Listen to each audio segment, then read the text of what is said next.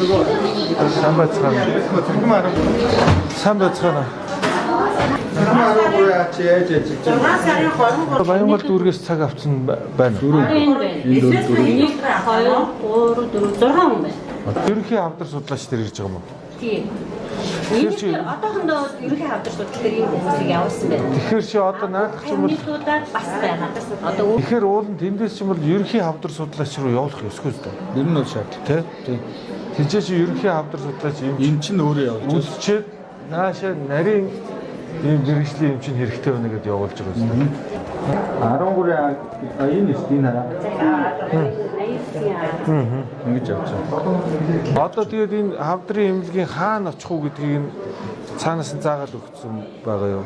117 номер дээр гээд Одоо ингээд дүүргээсээ цаг аваад ирж байгаа маа гэд энэ ч ирээд нэг үзүүлээд нэг ойлгочихоор тэгэхгүй бол одоо танай хүмүүсч бүгдөө ойлгоогүй ингээд аввал юу тийм байхгүй цагаа ав гэдээ явж байж бас магадгүй байхгүй юу те.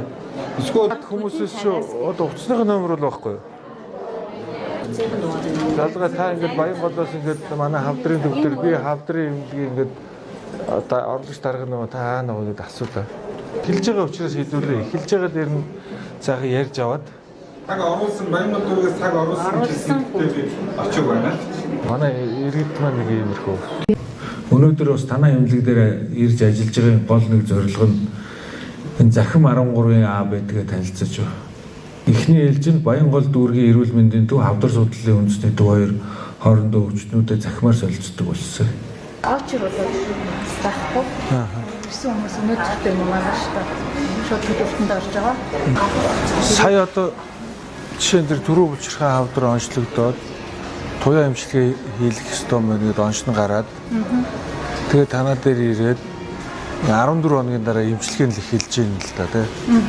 Тэгээд тэр бол процесс хугацаа нь бол яг л гаргах хугацаа юу. Тэр нь дунджаар нэг 7 дээт нь 10 хоног хийж байгаа. Цалин мөнгө урамшуул юу болсон? Улирлын урамшуул дээт нь энэ 8 сая. Улирлын 3 сарын хугацаанд бага нь хэдэн төгрөг авсан? 3 сая.